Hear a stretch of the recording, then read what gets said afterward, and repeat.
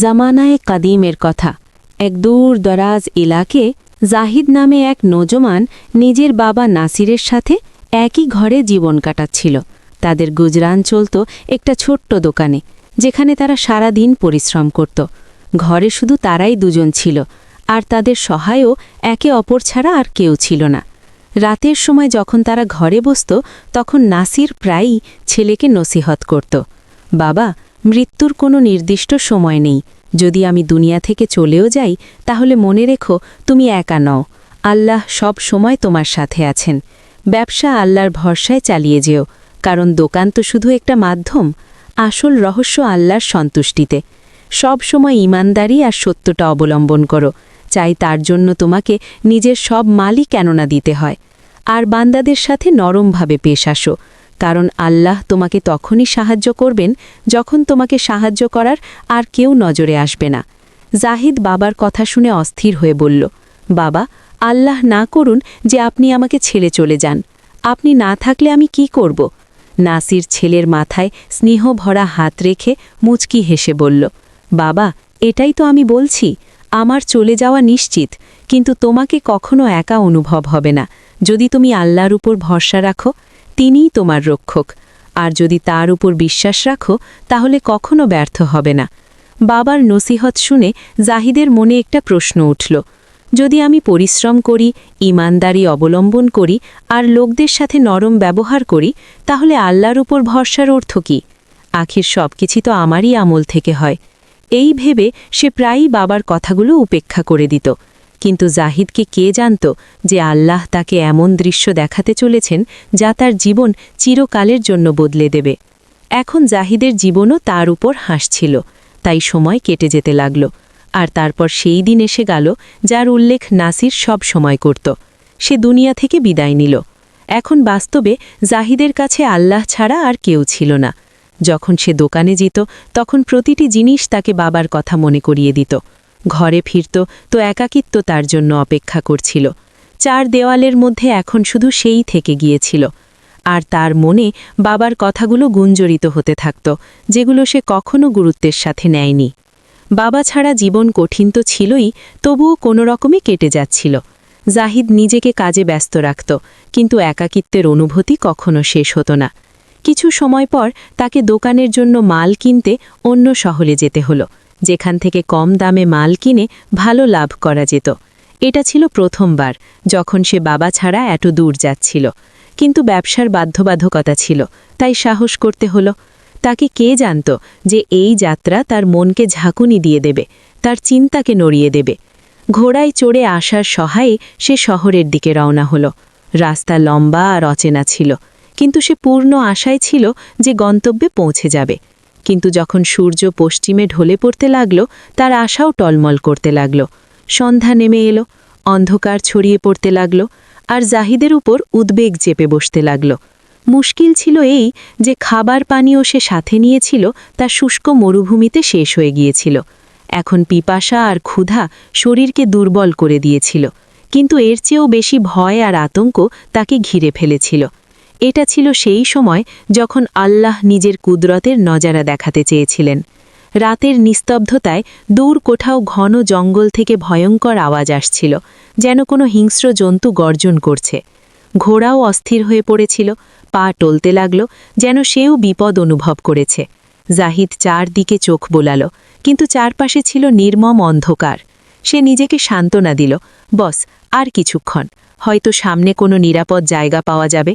কিন্তু বাস্তব তার কল্পনার চেয়ে অনেক বেশি ভয়ঙ্কর হতে চলেছিল। আরও কিছু যাত্রার পর জাহিদের ক্ষুধা আর পিপাসা তীব্র হয়ে উঠল।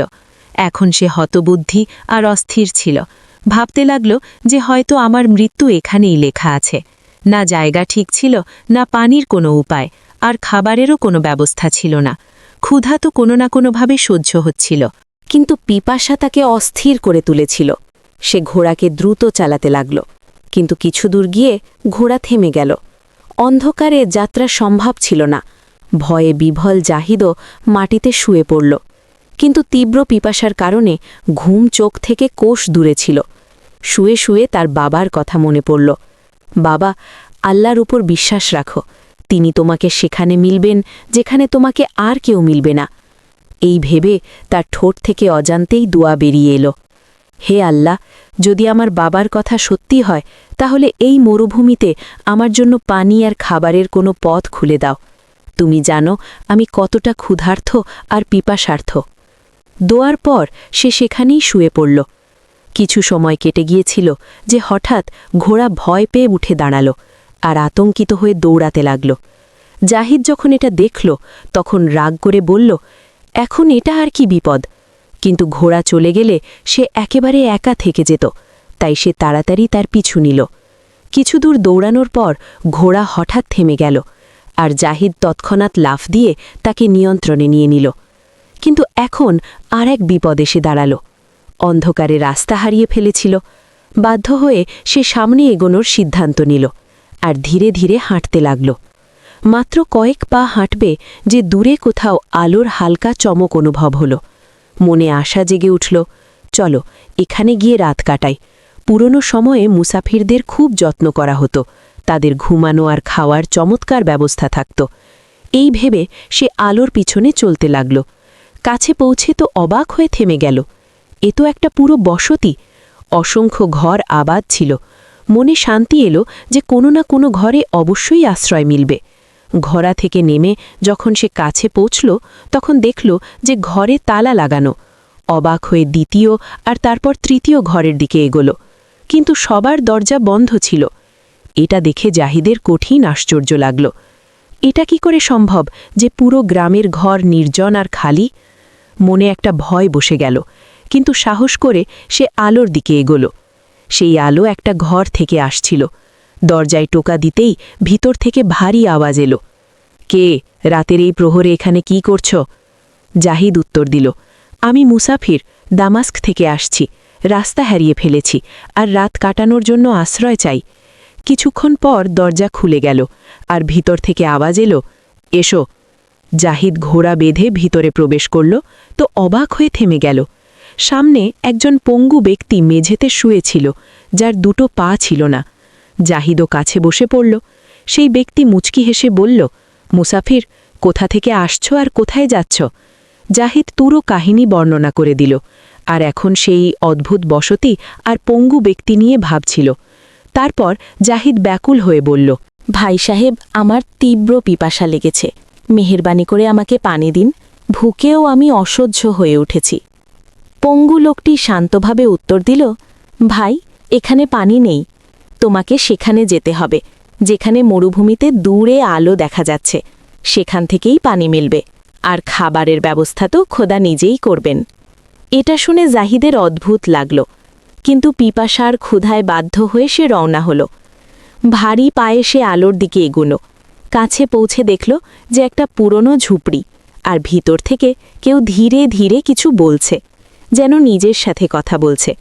এটা দেখে জাহিদের মনে ভয় জাগল, আর বলল, এটা আবার কোন প্রাণী? সাহস করে সে ঝুপড়ির দরজায় আওয়াজ দিল। ভিতর থেকে আওয়াজ এলো, হ্যাঁ বলো, আমার বিশ্বাস তুমি পানি চাইছ। জাহিদ অবাক হয়ে গেল, কিন্তু তৎক্ষণাৎ বলল, হ্যাঁ হ্যাঁ, আমার পানি দরকার। ভিতর থেকে আওয়াজ এলো, তাহলে ভিতরে এসো। সে সব সাহস জড়ো করে ভয়ে ভয়ে ভিতরে প্রবেশ করল, আর যখন দেখল তখন স্বস্তির নিঃশ্বাস ফেলল। সামনে একজন বৃদ্ধ ব্যক্তি নামাজ পড়ছিলেন। কমপক্ষে এটা কোনো জিন বা ভূত ছিল না, এতটা তো সে নিশ্চিত হল। বৃদ্ধ নরমভাবে বললেন, বাবা, যখন মানুষের আল্লাহর উপর ভরসা দুর্বল হয়ে যায় তখনই সে রাস্তা হারাতে শুরু করে। তারপর ইশারা করে বললেন, ওখানে পানির কলসি রাখা আছে, তুলে নাও আর চলো। জাহিদ কলসি তুলে নিল আর চলতে লাগল, কিন্তু বৃদ্ধের কথাগুলো তার মনে গুঞ্জরিত হতে লাগল।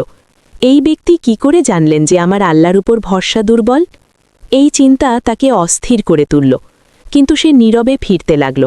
রাস্তায় সে ভাবল যে এখানেই পানি খেয়ে নি, যাতে পিপাসার তীব্রতা কমে। কিন্তু তারপর একটা চিন্তা এলো, পঙ্গু লোকটিও তো পিপাসার্ত হবে, আর মাত্র অল্প দূর বাকি, সেখানে গিয়ে দুজনে খাব। এই ভেবে সে দ্রুত পায়ে চলতে লাগল। কিন্তু যেই সে ঘরের কাছে পৌঁছল, অন্ধকারে দরজায় ধাক্কা খেয়ে হোঁচট খেল, আর সে মাটিতে পড়ে গেল। সাথে কলসিও ভেঙে গেল, আর সব পানি বয়ে গেল। এটা দেখে জাহিদের তীব্র রাগ হল, কিন্তু সে নিজেকে নিয়ন্ত্রণে রাখল। মনে মনে নিজেকে গালি দিতে দিতে ভিতরে গেল। পঙ্গু ব্যক্তি নরমভাবে জিজ্ঞাসা করল, কি পানি পাওনি? জাহিদ বিরক্ত হয়ে উত্তর দিল, না, আমার থেকে কলসি পড়ে গেল। তারপর ক্লান্ত স্বরে বলল, ভাই, এখন আমার আর কথা বলার শক্তি নেই। যদি পানি থাকে তো এতটুকু দাও যাতে শ্বাস নিতে পারি, বাকিটা যা হবে দেখা যাবে।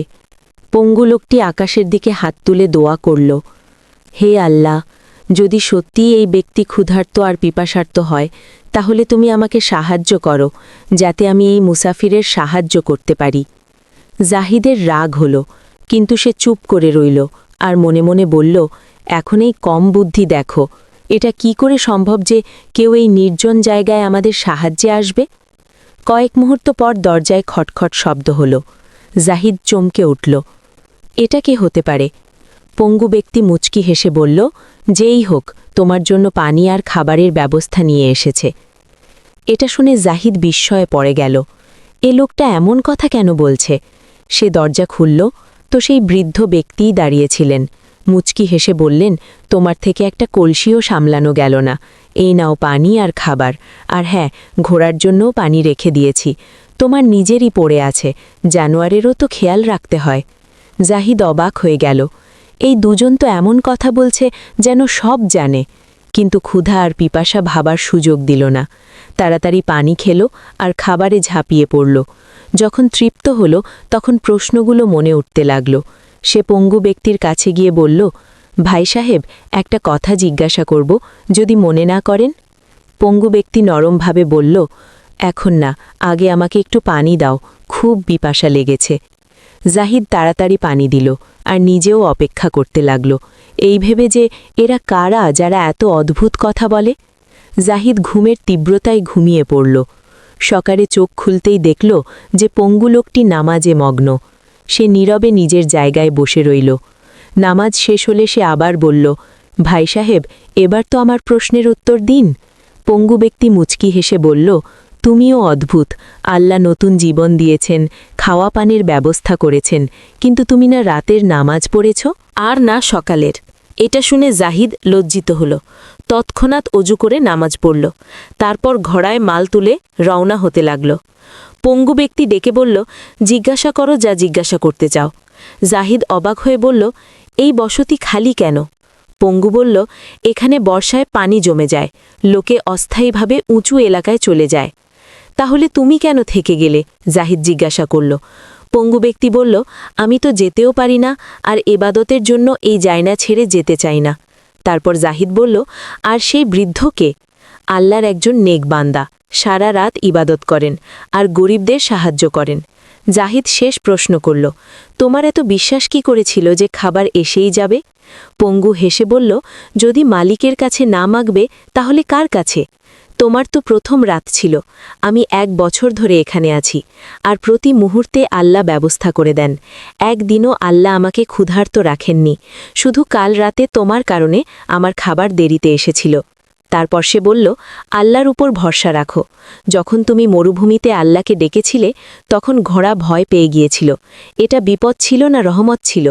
যেখানে তুমি রাত কাটাতে চেয়েছিলে সেখান থেকে কেউ জীবিত ফেরত আসে না।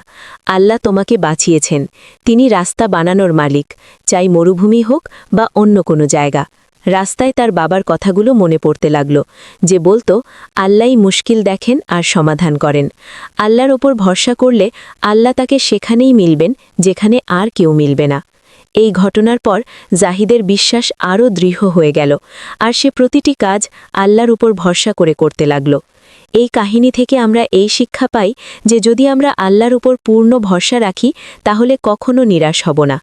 আমাদের চিন্তা সীমিত, কিন্তু আল্লাহর সিদ্ধান্ত নিখুঁত আর হিকমতপূর্ণ হয়। প্রতিটি পরীক্ষা হয়তো আমাদের গুনাহের কাফফারা বা ইমতেহান বা হিদায়েতের মাধ্যম, তাই এর উপর ধৈর্য ধরো। আল্লাহ শোনেন আর দেখেন। যদি আপনার এই কাহিনী ভালো লেগে থাকে তাহলে আমাদের চ্যানেল পুরানো কিস্সে সাবস্ক্রাইব করে ঘন্টার বোতাম অবশ্যই চাপুন, আর ভিডিও লাইক আর শেয়ার করতে ভুলবেন না। আপনার সহযোগিতার জন্য ধন্যবাদ।